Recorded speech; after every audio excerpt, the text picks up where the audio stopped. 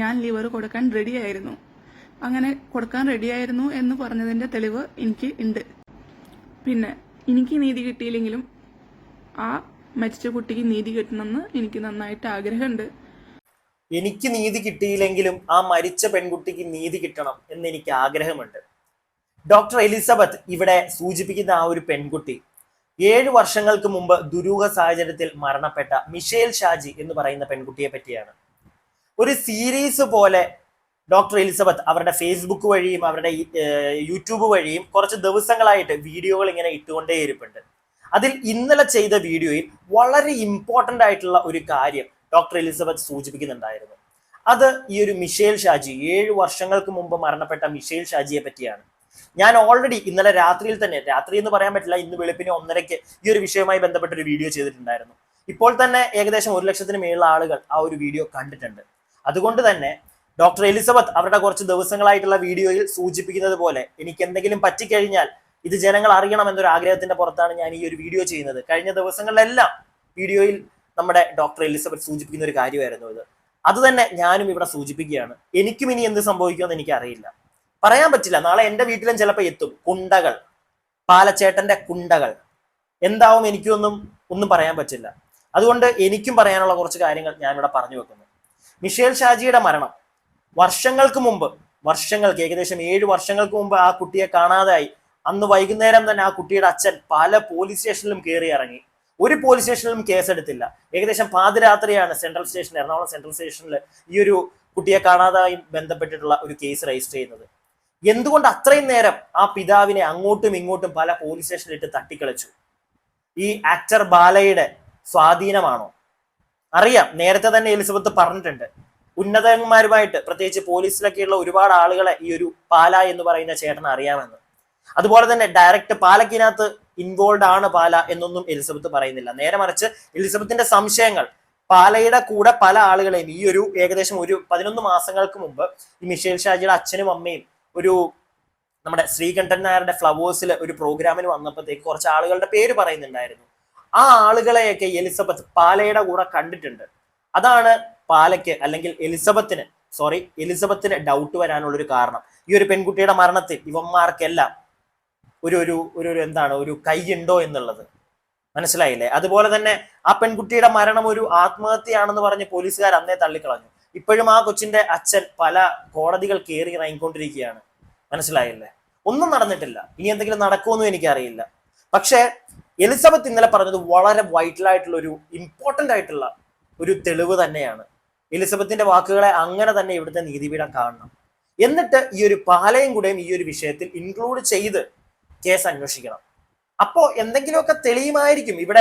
ഇവിടെ ഈ പണത്തിന്റെ പേരിലും അല്ലെങ്കിൽ ഉന്നതന്മാരുടെ കോളുകളുടെ മുമ്പിലും വിറയ്ക്കാത്ത പോലീസുകാരുണ്ടെങ്കിൽ ഉറപ്പായിട്ടും കാണും. അങ്ങനെയുള്ള നല്ലവരായിട്ടുള്ള ഒരുപാട് പോലീസുകാർ നമ്മുടെ നാട്ടിലുണ്ടെന്ന് ഒരു വിശ്വാസം എനിക്കുണ്ട്. അങ്ങനെയുള്ള പോലീസുകാർ മുന്നോട്ട് വന്ന് ഈ ഒരു കേസ് അന്വേഷിച്ചാൽ ഈ പാണ്ടിക്കരിമ്പാറ മോനൊക്കെ നമ്മുടെ നാട്ടിൽ നിന്ന് നമുക്ക് അടിച്ചോടിക്കാം. ഇവൻ ഇവിടെ കിടക്കേണ്ട എന്തെങ്കിലും കാര്യമുണ്ടോ? നമ്മുടെ നാട്ടിൽ വന്ന് നമ്മുടെ നാട്ടിലെ പല സ്ത്രീകളെയും പീഡിപ്പിച്ച് പല സോക്കേടും കാണിച്ചിട്ട് അവൻ കായൽക്കാറ്റും കൊണ്ട് കിടക്കും അവിടെ. ഇവനൊക്കെ എന്തിനാണ് നമ്മുടെ നാട്ടില്? ഇവനൊക്കെ ഇവന്റെ നാട്ടിൽ പോയി കിടന്നൂടെ? എന്തുകൊണ്ട് അവിടെ കിടക്കാത്തത്? ഈ പരിപാടിയൊന്നും അവിടെ നടക്കത്തില്ല. മനസ്സിലായില്ലേ? എന്ത് ചെറ്റത്തരം കാണിക്കാനൊരു സ്ഥലമായിട്ട് മാറിക്കൊണ്ടിരിക്കുക നമ്മുടെ കേരളം. ഇനി ഇതിനെ അനുവദിക്കാൻ പറ്റില്ല. അതിന്റെ പേരിൽ ഇനി എന്ത് സംഭവിച്ചാലും പോട്ട് പുല്ലെന്ന് ഞാനും വെക്കും. മനസ്സിലായോ? പിന്നെ നിങ്ങൾക്ക് സപ്പോർട്ട് ചെയ്യാൻ പറ്റുമെങ്കിൽ സപ്പോർട്ട് ചെയ്യുക.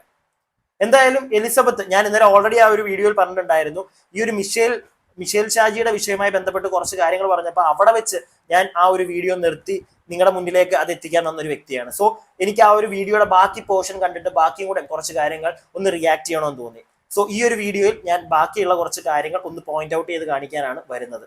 ബാക്കി എലിസബത്ത് പറയുന്ന കുറച്ച് കാര്യങ്ങൾ നമുക്കിനി കേൾക്കാം. എൻ്റെ കേസ് ജസ്റ്റ് ഞാൻ എടുത്തു ചാടിയൊരു സാധനമാണ്. ഞാൻ ഇഷ്ടപ്പെട്ട് എൻ്റെ വീട്ടുകാരൻ്റെ വാക്ക് കേൾക്കാണ്ട് ഞാൻ പോയിട്ടുള്ള കാര്യമാണ്. എൻ്റെ വീട്ടുകാർ അത് കാരണം കുറേ നരകിച്ചിട്ടുണ്ട്, കുറേ വിഷമിച്ചിട്ടുണ്ട്. അവർ ഈവൻ ഡാഡിയൊക്കെ ഭയങ്കര സ്ട്രോങ് ആയിട്ടുള്ള ആളായിരുന്നു. എൻ്റെ ഒരു ഇത് കാരണം തന്നെ വിഷമിച്ചിട്ടും ഇങ്ങനത്തെ ഭീഷണിപ്പെടുത്തലുകളും എനിക്കെന്തെങ്കിലും സംഭവിക്കോ, ഇങ്ങനെ വെട്ടിക്കൊല്ലും തല്ലിക്കൊല്ലും എന്നൊക്കെയാണല്ലോ പറയണേ. വെട്ടിക്കൊല്ലും തല്ലിക്കൊല്ലും എന്നൊക്കെയാണ് പറയുന്നത്, അല്ലെങ്കിൽ എന്നൊക്കെ പറഞ്ഞിട്ടുണ്ട് എന്നാണ് എലിസബത്ത് ഇവിടെ പറയുന്നത്. നിങ്ങളൊന്ന് ആലോചിച്ച് നോക്കൂ. അങ്ങ് തമിഴ്നാട്ടിൽ നിന്ന് ഒരു പാണ്ടിക്കരിമ്പാറ മോൻ ഇവിടെ വന്നിട്ട് നമ്മുടെ നാട്ടിലെ സ്ത്രീകളെ തല്ലിക്കൊല്ലും വെട്ടിക്കൊല്ലും എന്ന് പറഞ്ഞിട്ട് നമ്മുടെ നാട്ടിലെ നിയമത്തിന് ഒന്നും ചെയ്യാൻ പറ്റുന്നില്ല. ഒന്ന് ആലോചിച്ച് നോക്കിയേ നിങ്ങൾ. അവർ പബ്ലിക്കലി വന്ന് പറയാണ് എന്നെയൊക്കെ അങ്ങനെ ചെയ്യുമെന്നൊക്കെ പറഞ്ഞിട്ടുണ്ട്, അല്ലെങ്കിൽ ഭീഷണിപ്പെടുത്തിയിട്ടുണ്ട്. ഇതൊക്കെ പറഞ്ഞിട്ടും ഇവിടുത്തെ നിയമത്തിനൊന്നും ചെയ്യാൻ പറ്റുന്നില്ല. അപ്പോഴും തെളിവുകൾ ചോദിച്ചുകൊണ്ടിരിക്കുക. മനസ്സിലായില്ലേ? ഇതൊരു രീതിയിൽ ചില കാര്യങ്ങളിൽ നല്ലതാണ്. ഇപ്പൊ ഏതെങ്കിലും ഒരു ഫേക്ക് അലിഗേഷൻ വരികയാണെങ്കിൽ പ്രോപ്പർ ആയിട്ടുള്ള തെളിവില്ലെങ്കിൽ വെറുതെ വിടുക. അതിനകത്ത് ആരാണോ വന്ന് പെട്ടിരിക്കുന്നത് അവരെ വെറുതെ വിടുമ്പോഴത്തേക്ക് അത് നല്ലൊരു കാര്യമാണ്.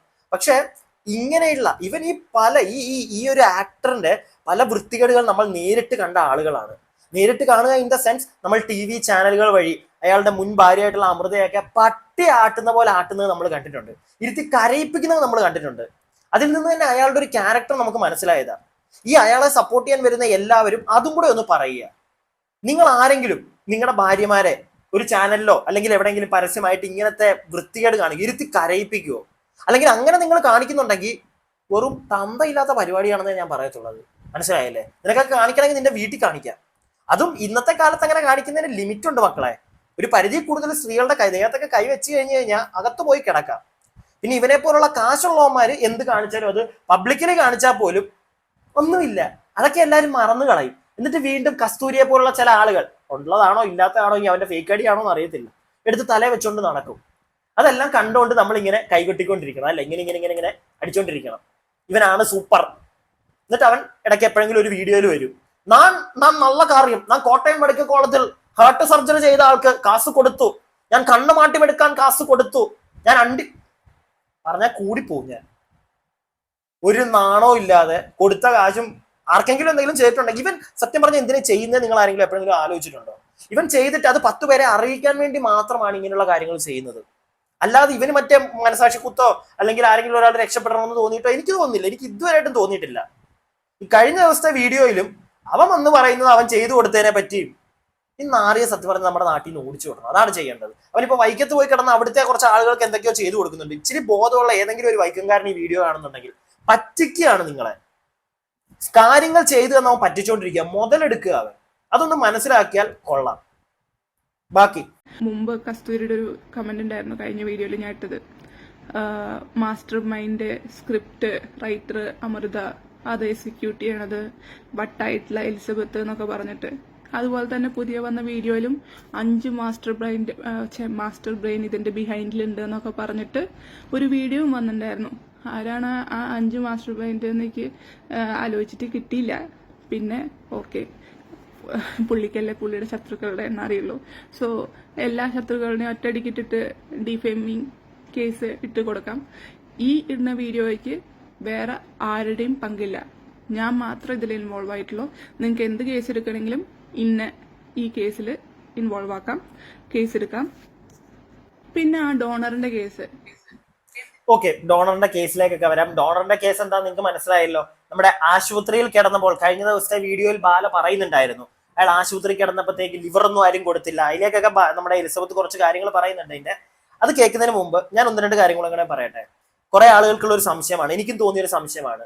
ഇനി ഇതൊക്കെ എലിസബത്തും നമ്മുടെ അമൃതയൊക്കെ കൂടെ ചേർന്ന് കളിക്കുന്ന ഒരു ഗെയിമാണോ? എനിക്കും തോന്നിയിട്ടുണ്ടായിരുന്നു. അതുപോലെ തന്നെ എലിസബത്ത് ഈ പറയുന്ന ഒരു കാര്യമുണ്ട്, അല്ലെങ്കിൽ എനിക്ക് തോന്നിയൊരു ഡൗട്ടാണ്. എലിസബത്തായിട്ട് വന്ന് മേടിച്ചു വെച്ച ഇതുപോലുള്ളൊരു വട്ടനെ ഇവൻ ഒരു ഇന്റർവ്യൂവിൽ അല്ലെങ്കിൽ ഒരു ചാനലിൽ വന്നിരുന്നിട്ട് അമൃതയെ, ഞാൻ കഴിഞ്ഞ ദിവസത്തെ വീഡിയോയിലും പറയുന്നുണ്ടായിരുന്നു, അമൃതയെ ആട്ടുന്ന അല്ലെങ്കിൽ അമൃതയെ ഇരുത്തി കരയിപ്പിക്കുന്ന ഒരു പരിപാടിയൊക്കെ കാണുന്ന ഒരു സ്ത്രീയും ഇവന്റെ പുറകെ പിന്നെ പോകത്തില്ല, ഒരിക്കലും ഇവന്റെ പുറകെ പോകത്തില്ല. എന്നിട്ടും എലിസബത്തൊക്കെ ഇവന്റെ പുറകെ പോയിട്ടുണ്ടെങ്കിൽ അത് ചോദിച്ചു മേടിച്ചതാ. അതിനകത്ത് എനിക്ക് കൂടുതൽ സങ്കടമൊന്നും തോന്നുന്നില്ല. ചോദിച്ചു മേടിച്ചു, ഇല്ലെങ്കിൽ ഇവന്റെ പുറകെ ആരെങ്കിലും പോവും. പക്ഷെ ചോദിച്ച് ആ ഒരു പെൺകുട്ടി ചിലപ്പോൾ ഇഷ്ടം തോന്നി പോയതാണെങ്കിൽ പോലും ഒരു പരിധിയിൽ കൂടുതൽ ഇങ്ങനൊന്നും ഉപദ്രവിക്കരുത്. മനസ്സിലായില്ലേ? അവർ പറയുന്ന കാര്യങ്ങളൊക്കെ നിങ്ങൾ കേട്ടതാണ്. മസാജ് ചെയ്യാൻ വന്നവന്റെ ഫ്രണ്ടിൽ വെച്ച് വൃത്തികേട് കാണിക്കാനൊക്കെ പറഞ്ഞവനായവൻ. ഓക്കെ, അത് കൂടാതെ പല സ്ത്രീകളെ ആ വീട്ടിൽ കൊണ്ടുവന്ന ആയിക്കോട്ടെ, അവന്റെ എന്താന്ന് വെച്ച് കഴിഞ്ഞാൽ അവൻ കാണിക്കട്ടെ. പക്ഷെ ഒരു സ്ത്രീയെ ഉപദ്രവിക്കുക, മാനസികമായിട്ടും ശാരീരികമായിട്ടും പീഡിപ്പിക്കുക, അതിനോട് നമുക്ക് സപ്പോർട്ട് ചെയ്യാൻ പറ്റില്ല. ഓക്കെ, ഇനി ബാക്കി എന്ന് പറഞ്ഞു കഴിഞ്ഞാൽ ഈ ഒരു ലങ്സ് ആ ഒരു ഓപ്പറേഷൻ ടൈമിൽ ആശുപത്രിയിൽ കിടന്ന സമയത്തെ പറ്റിയൊക്കെയാണ് ഇനി എലിസബത്ത് കുറച്ച് കാര്യങ്ങൾ പറയുന്നത്. നമുക്ക് അതൊന്ന് കേൾക്കാം, എന്നിട്ട് ബാക്കി കാര്യങ്ങൾ സംസാരിക്കാം. എന്തിന് ഡോണർ വന്നു? എനിക്കും അത് തന്നെ ചോദിക്കാനുള്ളത്. എന്തിനാണ് ആ ഡോണർ വന്നത്? ഇത്രയും ലക്ഷം രൂപ കൊടുത്തിട്ട് ഒരു ഡോണറിന്റെ വെക്കേണ്ട കാര്യം എന്തായിരുന്നു? ലിവർ കൊടുക്കാൻ പറ്റുന്ന കുറെ ആൾക്കാരുണ്ടായിരുന്നു. അതുപോലെ തന്നെ ഞാൻ ലിവർ കൊടുക്കാൻ റെഡിയായിരുന്നു. അങ്ങനെ കൊടുക്കാൻ റെഡിയായിരുന്നു എന്ന് പറഞ്ഞതിന്റെ തെളിവ് എനിക്ക് ഉണ്ട്. പക്ഷെ അതെന്തുകൊണ്ട് മേടിച്ചില്ല? അതെന്തുകൊണ്ട് ഇത് ലിവർ ടെസ്റ്റ് ചെയ്തില്ല? അത് ടെസ്റ്റ് ചെയ്താലും നിങ്ങളുടെ നിന്ന് മേടിച്ചാലും 10 പേരോട് അവന് പറഞ്ഞു നടക്കാൻ പറ്റുമോ? ഇപ്പൊ ഈ പറഞ്ഞു നടക്കുന്ന കണക്ക് കഴിഞ്ഞ ദിവസത്തെ വീഡിയോയിൽ അവൻ പറയുന്നുണ്ടായിരുന്നു. എന്തായിരുന്നു അവനെ കൊടുത്ത ആളുടെ പേര്? ജെയിംസ് എന്നെങ്ങോണ്ടാ അയാളുടെ പേര് കഴിഞ്ഞ ദിവസം ഇരുന്ന് പറയുന്നുണ്ടായിരുന്നു. എനിക്ക് ആരും തന്നില്ല. അതാ എലിസബത്തോടെ പറയുന്നുണ്ട്. എന്റെ തെളിവുണ്ട്, ഞാൻ തരാന്ന് പറഞ്ഞതിന്റെ തെളിവുകൾ എന്റെ ഉണ്ട് എന്നൊക്കെ എലിസബത്ത് പറയുന്നുണ്ട്. പക്ഷെ എനിക്ക് അപ്പോഴും തോന്നുന്നൊരു ഡൗട്ട് എന്താണെന്നറിയോ? ഇവരെന്താ എല്ലാവരുടെയും ഒന്ന് തെളിവുകളാണല്ലോ. ഇതെന്ത് ഇവരെല്ലാരും ഈ ഫോൺ റെക്കോർഡ്സോ അല്ലെങ്കിൽ ഈ പറയുന്ന കാര്യങ്ങളും ഒക്കെ റെക്കോർഡ് ചെയ്ത് വെച്ചിരിക്കുകയാണോ? എനിക്ക് അറിഞ്ഞൂടാ. എല്ലാവരുടെയും എലിസബത്തും എന്ത് പറഞ്ഞാലും എന്റെ തെളിവുണ്ടെന്ന് പറയുന്നു, ബാലയും പറയുന്നു തെളിവുണ്ടെന്ന്. ഇവരെല്ലാവരും തെളിവുണ്ടാക്കാൻ വേണ്ടിയാണോ ജീവിച്ചത് ഇത്രയും കാലം? എനിക്കറിഞ്ഞൂടാ. നമ്മളൊന്നും ആരുടെ ഒരു ഫോൺ കോളോ തേങ്ങയോ ഒന്നും റെക്കോർഡ് ചെയ്ത് വെക്കാറില്ല. അതിന്റെ ആവശ്യമില്ല. അതൊക്കെ ഇച്ചിരി ക്രിമിനൽ മൈൻഡുള്ള ആൾക്കാരായിരിക്കും. ഇപ്പൊ ഞാൻ എലിസബത്തിന് ക്രിമിനൽ മൈൻഡ് ഒന്നും അല്ല, അങ്ങനെയല്ല ഞാൻ പറയുന്നത്. പക്ഷെ എന്നാൽ പോലും എല്ലാ തെളിവുകളും അവരുടെ ഉണ്ട്. ഇപ്പം എലിസബത്ത് പറയുന്ന വെച്ച് തെളിവുകൾ ഉണ്ടെങ്കിൽ വളരെ നല്ല കാര്യം. ഇപ്പം അവർക്ക് അത് ഉപയോഗപ്പെടും. കാരണം കഴിഞ്ഞ ദിവസം ഇനി പറഞ്ഞത് അവന് ലങ്സ് കൊടുത്തില്ല, അവനെ ആരെയും നോക്കിയില്ല, അവനെ ആരെയും എടുത്ത് തലയെ വെച്ചില്ല, ഇതൊക്കെയാ. അപ്പൊ അതിനുള്ള കറക്റ്റ് ആയിട്ടുള്ള ഉത്തരവിടെ എലിസബത്ത് പറയുന്നുണ്ട്. എന്റെ തെളിവുണ്ട്, ഞാൻ കൊടുക്കാന്ന് പറഞ്ഞു, അവൻ അക്സെപ്റ്റ് ചെയ്തില്ല. അക്സെപ്റ്റ് ചെയ്യാത്തതിന്റെ കാര്യം വേറൊന്നുമല്ല. അങ്ങനെ ചെയ്തു കഴിഞ്ഞാൽ ഞാൻ നേരത്തെ പറഞ്ഞ കണക്ക് ഇങ്ങനെ കൊട്ടിഘോഷിച്ചുകൊണ്ട് നടക്കാൻ പറ്റത്തില്ലല്ലോ. ജെയിംസ് ഏട്ടൻ എനിക്ക് തന്നു, ജെയിംസ് ഏട്ടൻ എനിക്ക് തന്നു, ജെയിംസ് ഏട്ടൻ സൂപ്പറാ, ജെയിംസ് ഏട്ടൻ മറ്റേനാ, ജെയിംസ് ഏട്ടൻ പറഞ്ഞുകൊണ്ട് നടക്കാൻ പറ്റുമോ? ഇല്ല. ഇവൻ അങ്ങനെ പറഞ്ഞുകൊണ്ട് കിടക്കണം. അവന് സെന്റിമെന്റ്സ് വേണം. കേരളത്തിലെ ജനങ്ങളൊക്കെ പൊട്ടന്മാരാണല്ലോ. ഇവനെ തലയിലെടുത്തങ്ങ് വെച്ചോളുമല്ലോ. പിന്നെ ഭീഷണിപ്പെടുത്തി കഴിഞ്ഞാൽ നമ്മളാരും പിന്നെ മിണ്ടത്തും ഇല്ലല്ലോ. അങ്ങനെ ആകുമ്പോൾ ഇവിടെ കിടന്ന് സ്റ്റാർ കളിക്കാമല്ലോ. അതാണ് ഈ ചേട്ടന്റെ മെയിൻ ഒരു ഉദ്ദേശം. എനിക്ക് അങ്ങനെ കേട്ടോ മനസ്സിലാവുന്നത്. ഞാൻ പറയുന്നതും എന്റെ പെർസ്പെക്റ്റീവ് മാത്രമാണ്, എന്റെ അഭിപ്രായങ്ങൾ. ഒരു വിഷയത്തെ ഞാൻ കണ്ടപ്പോൾ എന്റെ അഭിപ്രായങ്ങൾ മാത്രമാണ്, അല്ലാതെ ആരെയും പേഴ്സണൽ ആയിട്ട് ഒന്നും ഞാൻ കണ്ടിട്ടുമില്ല, എനിക്ക് അറിയത്തുമില്ല. ഓക്കെ, ബാക്കി മാച്ചിങ് ആണോ എന്ന് ടെസ്റ്റ് ചെയ്തില്ല. പ്രേമിക്കുന്ന ടൈമില് എന്റെ ബ്ലഡ് ഗ്രൂപ്പ് അടക്കം ചോദിച്ചിട്ടുണ്ട്. അപ്പോൾ സെയിം ആന്ന് കണ്ടപ്പോൾ നമ്മൾ സെയിം ബ്ലഡ് ഗ്രൂപ്പാന്ന്. അതുപോലെ തന്നെ വേറെ പെൺകുട്ടിയോട്, ആളുടെ പേര് ഞാൻ ഇപ്പോഴും പറയാൻ ആഗ്രഹിക്കുന്നില്ല, ഞങ്ങളെ പ്രേമിക്കുന്ന ടൈമിൽ തന്നെ പുള്ളി വേറൊരാളുടെ കൂടെയാണ് താമസിച്ചിരുന്നത്. എന്നോട് അത് ഒരു സെർവൻ്റ് ആണെന്നാണ് എന്നോട് പറഞ്ഞിട്ടുണ്ടായിരുന്നത്. ആ കുട്ടിയോടും ഇതുപോലെ തന്നെ അവരുടെ ബ്ലഡ് ഗ്രൂപ്പ് എന്താണെന്ന് ചോദിച്ചപ്പോൾ അവര് ഇയാളുടെ ബ്ലഡ് ഗ്രൂപ്പ് തന്നെ പറഞ്ഞു. അത് കഴിഞ്ഞ് പക്ഷെ പിന്നത്തെ ഇങ്ങേക്ക് ഈ ട്രാൻസ്പ്ലാന്റ് സമയത്ത് അവർ വന്നിട്ട് കരയുണ്ട്, ചേട്ടന്റെ ഇഷ്ടം കിട്ടാൻ വേണ്ടിയിട്ടാണ് സെയിം ബ്ലഡ് ഗ്രൂപ്പാന്ന് പറഞ്ഞത്, എന്റെ എ പോസിറ്റീവ് ആണ്, ഓ പോസിറ്റീവ് അല്ല എന്നൊക്കെ പറഞ്ഞിട്ടുള്ള സംഭവമൊക്കെ നമ്മുടെ കയ്യിലുണ്ട്. അതും എലിസബത്തിന്റെ കയ്യിൽ ഉണ്ടെന്നാണ് എലിസബത്ത് പറയുന്നത്, തെളിവുകളോ എന്തൊക്കെയോ. പക്ഷെ എന്റെ സംശയം, മിസ്റ്റർ ബാല, താങ്കൾ എന്തിനാണ് എല്ലാ താങ്കളുടെ ഗേൾ ഫ്രണ്ട്സിനോടും ഈ ഒരു ബ്ലഡ് ഗ്രൂപ്പ് തിരക്കുന്നത്? താങ്കൾ ഇനി എനിക്കറിയാൻ പാടില്ല, വല്ല കിഡ്നി ഒരു വിൽക്കലോ അങ്ങനത്തെ പരിപാടിയൊക്കെ ഉണ്ടോ ബാക്കിൽ കൂടെ? അല്ല, എല്ലാവരോടും ഇപ്പതാ എലിസബത്തിനോട് ചോദിച്ചു. അതുപോലെ തന്നെ എലിസബത്തിനുമായിട്ട് പ്രേമിക്കുന്ന സമയത്ത് വേറെ ആരുടെ കൂടെയായിരുന്നു താമസം, ആ ലേഡിയോടും ചോദിച്ചു. ആ ലേഡി അതിനെക്കാട്ടിലും സൂപ്പർ കള്ളത്തരം പറഞ്ഞു ചേട്ടന്റെ സ്നേഹം കിട്ടാനായിട്ട്. ഇതിന് മാത്രം എന്താണ് ഇവന്റെ സ്നേഹത്തിൽ ഇരിക്കുന്നത്? എനിക്കറിയാം, വല്ല തേനാണ് ഇവന്റെ സ്നേഹം. വായ്ക്കൂടെ ഒലിക്കുന്നത് തേമല്ലോ ആണ് ഇവന്റെ? അല്ല, അറിയാൻ പാടില്ല. എലിസബത്ത് നിങ്ങളോടും കൂടെയാണ്. ഞാൻ നേരത്തെ പറഞ്ഞ കണക്ക് ഇവനാ അമൃത ഇട്ട് കാണിക്കുന്ന ആ ചാനലിലൊക്കെ ഇട്ട് പറഞ്ഞ ഇവന്റെ ഡയലോഗും കാര്യങ്ങളൊക്കെ കേട്ട് കഴിഞ്ഞ് ഇവന്റെ പുറകെ ആരെങ്കിലും പോവോ ഇവന്റെ പുറകെയൊക്കെ? ബാക്കി പക്ഷെ അവരുടെ പേര് ഞാൻ പറയാൻ ഉദ്ദേശിക്കുന്നില്ല, വെറുതെ ആവശ്യമില്ലാണ്ട് ഞാൻ അനുഭവിച്ചു. പല കാര്യത്തില് എന്നെ പലതരത്തിൽ ഭീഷണിപ്പെടുത്തിയിട്ടുണ്ടായിരുന്നു. എന്റെ ചേട്ടൻ ഒരു കോളേജിൽ പഠിച്ചിട്ടുണ്ടായിരുന്നു, DM പഠിക്കുകയായിരുന്നു. അത് ഏത് കോളേജാണെന്നോ ഞാൻ പറയുന്നില്ല. അവിടെ പഠിക്കുമ്പോൾ അവനെ തോൽപ്പിക്കുന്നു, അവിടുത്തെ മാനേജ്മെന്റിനെ വിളിച്ചിട്ട് പറഞ്ഞിട്ട് അവരെ കൊണ്ട് വിളിപ്പിക്കുകയും അങ്ങനത്തെ പല കാര്യങ്ങളും ഉണ്ടായിട്ടുണ്ട്. അതൊക്കെ കൂടുതൽ എക്സ്പ്ലെയിൻ ചെയ്യാൻ എനിക്ക് വയ്യ. കാരണം അതൊക്കെ എക്സ്പ്ലെയിൻ ചെയ്യേണ്ടത് അവരാണ്.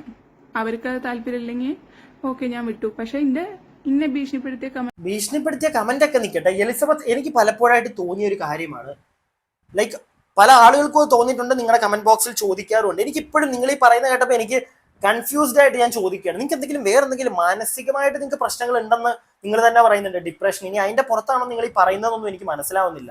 എന്താണ് നിങ്ങൾ ഈ പറയുന്നത്? നിങ്ങളുടെ അനിയൻ അല്ലെങ്കിൽ നിങ്ങളുടെ ബ്രദർ പഠിക്കുന്നിടത്ത് അവിടെ അവനെ തോപ്പിക്കുക എന്നൊക്കെ ഈ ഒരു ബാല പറഞ്ഞിട്ടുണ്ടായിരുന്നു. പക്ഷെ അതിനെപ്പറ്റി നിങ്ങൾക്ക് കൂടുതൽ പറയാൻ താല്പര്യമില്ല, അത് അയാൾ പറയട്ടെ എന്നൊക്കെ നിങ്ങൾ പറയുമ്പോഴത്തേക്ക് ലൈക്ക് നിങ്ങൾക്ക് ദ്രോഹം ചെയ്ത ഒരു കാര്യം ബാല എന്തിനാണ് വന്ന് പറയുന്നത്? അല്ലെങ്കിൽ ബാല അത് പറയുമോ? നിങ്ങളല്ലേ അതിനെപ്പറ്റി പറയേണ്ടത്, അല്ലാതെ അപ്പുറം നിൽക്കുന്ന ആളാണോ പറയേണ്ടത്? അതോ നിങ്ങളുടെ ബ്രദർ ഇനി വന്ന് പറയട്ടെന്നാണോ നിങ്ങൾ പറയുന്നത്? എനിക്ക് മനസ്സിലായില്ല. ചില കാര്യങ്ങളൊക്കെ എലിസബത്ത് പറയുന്നത് നമുക്ക് ഭയങ്കര കൺഫ്യൂസിങ് ആയിട്ട് തോന്നുന്നുണ്ട്. ഉള്ള കാര്യം ഞാൻ പറയാലോ.